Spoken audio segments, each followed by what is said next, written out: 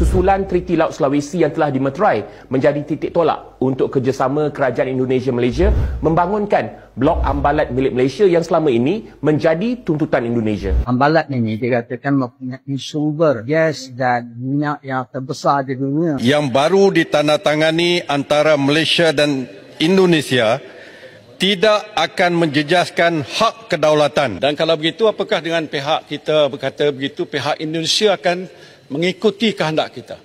Pasal selama ini pun tuntutan yang kita dibuat ni bertindih, pihak Indonesia tak bersetuju langsung. Walau 1 inci pun mereka tak berganjak untuk mempertahankan hak mereka. Dalam penjelasan Yang Amat Berhormat dalam Parlimen, beliau tidak menjelaskan secara komprehensif sebenarnya dengan apa yang telah ditandatangani.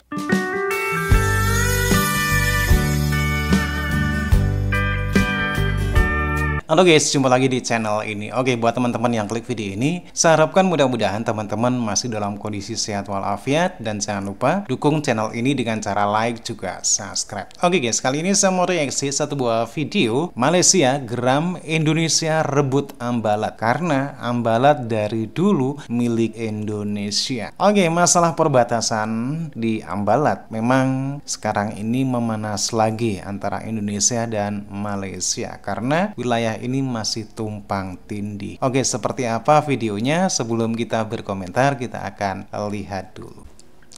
Halo guys, jumpa lagi di channel ini. Oke, buat teman-teman yang klik video ini, saya harapkan mudah-mudahan teman-teman masih dalam kondisi sehat walafiat. Dan jangan lupa dukung channel ini dengan cara like juga subscribe. Oke guys, kali ini saya mau reaksi satu buah video dengan judul Malaysia geram, Indonesia rebut Ambalat. Karena Ambalat dari dulu Malaysia geram, Indonesia rebut Ambalat. Karena Ambalat dari dulu milik Indonesia. Oke, masalah perbatasan di Ambalat memang sekarang ini memanas lagi antara Indonesia dan Malaysia. Karena wilayah ini masih tumpang tindih. Oke, seperti apa videonya? Sebelum kita berkomentar, kita akan lihat dulu.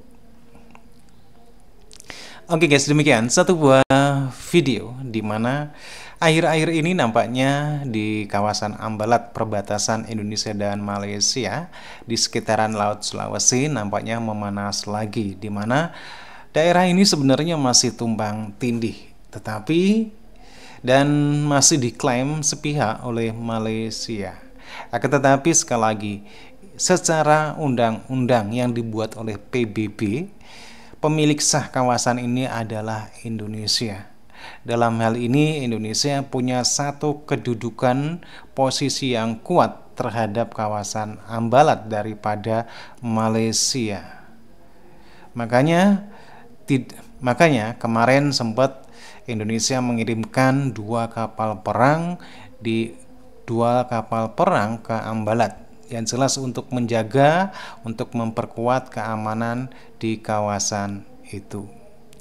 Karena kita tahu bahwasanya Malaysia pun tetap kekeh untuk bisa memiliki daerah Ambalat, ya.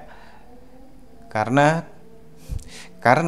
kononnya di daerah ataupun kawasan perbatasan Ambalat ini sumber daya alam, terutama minyak ini sangat melimpah sekali, sangat besar sekali cadangannya. Makanya komplek Ambalat ini masih diperebutkan. Tapi sekali lagi, posisi Indonesia itu lebih kuat dari Malaysia menurut undang-undang yang dibuat oleh PBB. Oke guys, demikian videonya. Silakan teman-teman kalaupun mau berkomentar saja. Terima kasih dan wassalamualaikum warahmatullahi wabarakatuh.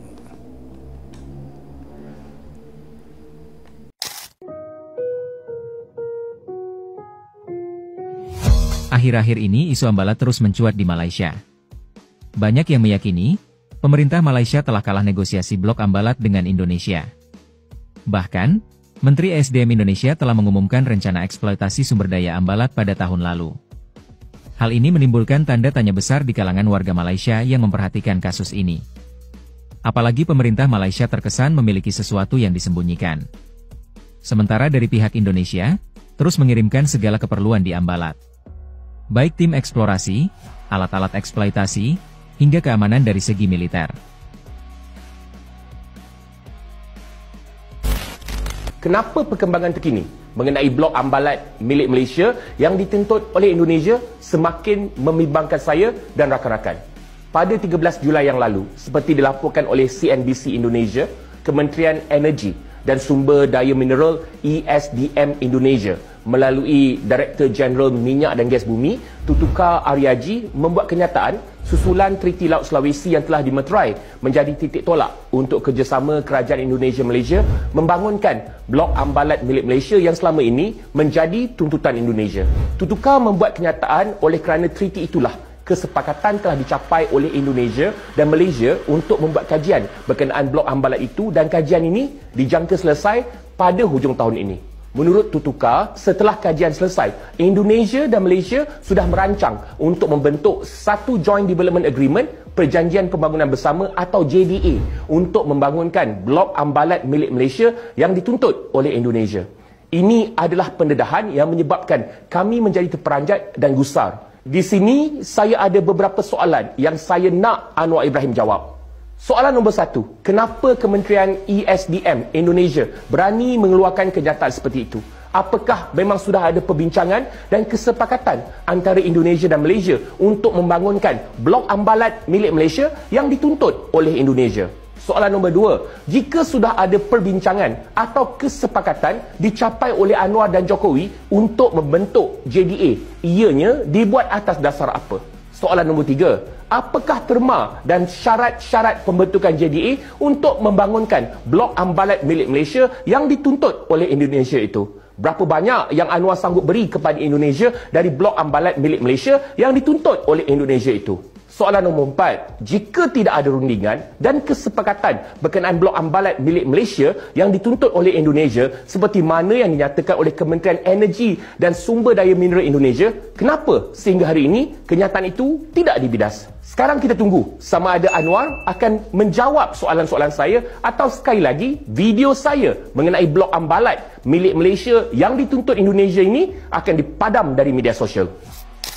Isu Ambalat ini sebenarnya melibatkan dua perkara yang besar. Yang pertama berkaitan dengan security, sembari kedudukan di perairan Sabah, Malaysia dan Indonesia. Jadi ini cara teliti lagi. Dan yang kedua yang menjadi isu yang dibatikkan, Ambalat ini dikatakan mempunyai sumber gas dan minyak yang terbesar di dunia, menyangkau kepada 2 trilion ringgit Malaysia. Kita digambarkan bagaimana kerajaan telah menentang ini dengan pihak Indonesia supaya menyerahkan ini kepada Indonesia. Tetapi perkara ini telah dinafikan oleh pihak Kementerian Luar. Kerana ini bukan melibatkan perkara yang kecil, bukan perkara biasa. Ini melibatkan satu khazanah negara, kerana dia melibatkan begitu banyak kepentingan negara, baik dari keselamatan maupun dari segi pendapatan negara. Jadi perlu satu penjelasan yang detail kerajaan kepada rakyat, terutamanya rakyat Sabah. Bagaimana tadi katakan bahawa kerajaan seolah-olah telah menjual atau menggadaikan masa depan negara. Ini difahamkan kata kabinet pun tidak tahu apa yang kalau yang begini besar tak dibentang pun tidak kata ini kebenar. Kerana kita dapati bahawa media-media Indonesia telah pun membuat satu kenyataan bahawa mereka telah seolah-olah mendapat hak pada Pulau Ambalat ini. Adakah ini benar ataupun bagaimana? Ialah kita bercakap tentang tata kelola, kita berkata transparansi, kita berkata dengan integriti dan sebagainya. Ini masih tidak dibuktikan. Jadi saya isu Ambalat ini perlu satu jelasan yang baik oleh pihak kerajaan, terutamanya Perdana Menteri, supaya kita semua faham adakah benar. Kalau silap, katakan silap. Kalau betul, katakan betul. Kita nak tahu apa sebenarnya. Jangan berlaku di belakang kita, tidak seperti ini, yang akhirnya merugikan negara dan juga bangsa kita dan Malaysia. Kita persilakan Datuk Seri Taqiyuddin bin Hassan yang berhormat Kota Baru. Terima kasih Datuk Yang di-Pertua.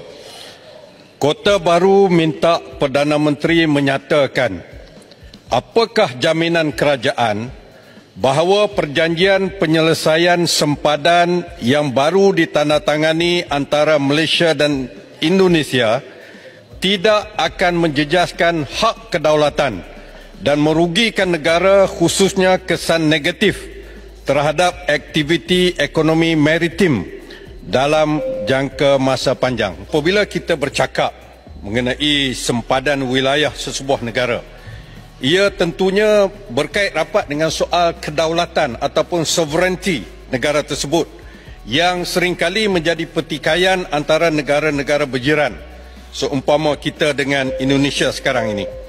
Dalam hal ini, ramai berpandangan langkah yang telah diambil oleh Yang Berhormat Perdana Menteri menandatangani perjanjian dengan Presiden Indonesia baru-baru ini berkaitan pertikaian maritim Malaysia-Indonesia ini bukanlah satu langkah proaktif untuk menyelesaikan pertikaian yang disebut tadi sudah 18 tahun, tetapi ianya lebih suatu langkah kompromi yang kurang berhati-hati yang boleh merugikan usaha melindungi hak wilayah Malaysia dan menyentuh soal kedaulatan negara. Tindakan kerajaan dan Yang Berhormat Perdana Menteri juga jelas, ini penting, membelakangkan pandangan pakar-pakar maritim kita yang selama ini membantu kerajaan dengan tekun dalam usaha melindungi hak wilayah maritim. Mereka memberi pandangan pakar, expert opinion, agar Malaysia tidak berkompromi dengan tuntutan Jakarta yang membabitkan kawasan laut di Laut Sulawesi dan di bahagian paling selatan di Selat Melaka. Pandangan mereka, langkah ini merugikan Malaysia, di mana negeri Johor pada pandangan mereka akan kehilangan wilayah laut, termasuk menghadapi kesan negatif aktiviti ekonomi maritim di Pelabuhan Tanjung Lepas, manakala Pelabuhan Tawau Sabah akan... Yang Berhormat, ini bukan ruang untuk Yang Berhormat bersyarah. Direct to the question. Pertamanya, terima kasih kepada Yang Berhormat yang telah menjelaskan bahawa apa yang telah dimeterai dengan pihak Indonesia itu bukan satu perjanjian yang komprehensif. Ada banyak caveat. Maknanya, ia bersetuju atas perkara yang mungkin boleh bersetuju, tapi banyak lagi perkara yang tak lagi diselesaikan. Macam contoh tadi, sama ada soal yang berkaitan dengan sempadan di mana melibatkan negeri Johor, negeri saya lah, ataupun di Sabah. Ini perkara-perkara yang dianggap penting. Selain daripada itu, yang berkaitan Pulau Sebatik ataupun dengan soal Ambalat, ini kes-kes yang telah pun selama ini menjadi isu ataupun dispute. Jadi sebab itu saya nak minta jaminan daripada Yang Berhormat Perdana Menteri bahawa bila mana nak diselesaikan nanti, pasal banyak lagi rundingan akan diadakan, boleh tak dijamin supaya apa yang dikatakan tuntutan hak Malaysia itu tidak kita kompromi langsung. Dan kalau begitu, apakah dengan pihak kita berkata begitu, pihak Indonesia akan mengikuti kehendak kita? Pasal selama ini pun tuntutan yang kita dibuat ni bertindih, pihak Indonesia tak bersetuju langsung. Walau 1 inci pun mereka tak berganjak untuk mempertahankan hak mereka. Kita kata itu hak kita dan kita tidak akan berganjak.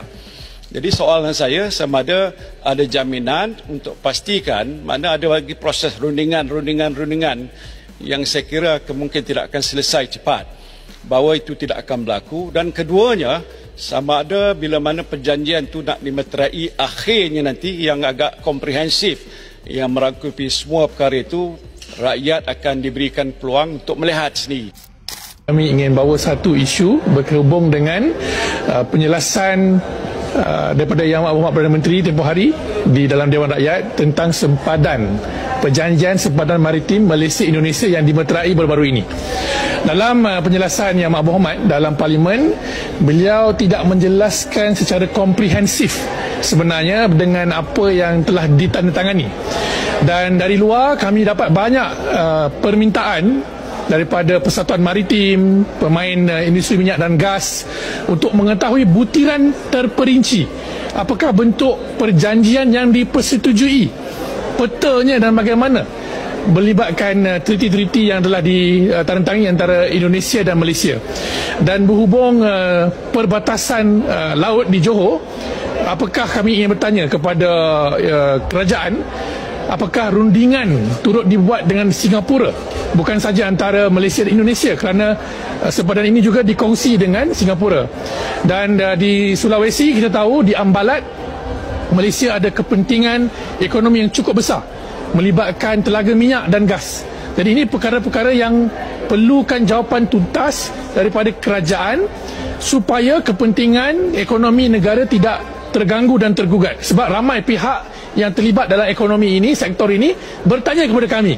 Nah, ini hari terakhir Parlimen dan usul kami ditolak dan sidang akan hanya berlangsung bulan 9. Jadi kerajaan perlu segerakan penjelasan rinci, dedahkan kepada umum bentuk perjanjian, terma-termanya dan peta yang dipersetujui. Itu yang kami minta pada hari ini. Oke guys, demikian satu buah video di mana akhir-akhir ini nampaknya di kawasan Ambalat perbatasan Indonesia dan Malaysia di sekitaran Laut Sulawesi nampaknya memanas lagi, di mana daerah ini sebenarnya masih tumpang tindih dan masih diklaim sepihak oleh Malaysia. Akan tetapi sekali lagi, secara undang-undang yang dibuat oleh PBB, pemilik sah kawasan ini adalah Indonesia. Dalam hal ini Indonesia punya satu kedudukan posisi yang kuat terhadap kawasan Ambalat daripada Malaysia. Makanya kemarin sempat Indonesia mengirimkan 2 kapal perang ke Ambalat yang jelas untuk menjaga, untuk memperkuat keamanan di kawasan. Karena kita tahu bahwasanya Malaysia pun tetap kekeh untuk bisa memiliki daerah Ambalat. Karena kononnya di daerah perbatasan Ambalat ini sumber daya, terutama sumber daya alam, terutama minyak ini sangat melimpah sekali, sangat besar sekali cadangannya. Makanya komplek Ambalat ini masih diperebutkan. Tapi sekali lagi, posisi Indonesia itu lebih kuat dari Malaysia menurut undang-undang yang dibuat oleh PBB. Oke guys, demikian videonya. Silakan teman-teman kalaupun mau berkomentar saja. Terima kasih dan wassalamualaikum warahmatullahi wabarakatuh.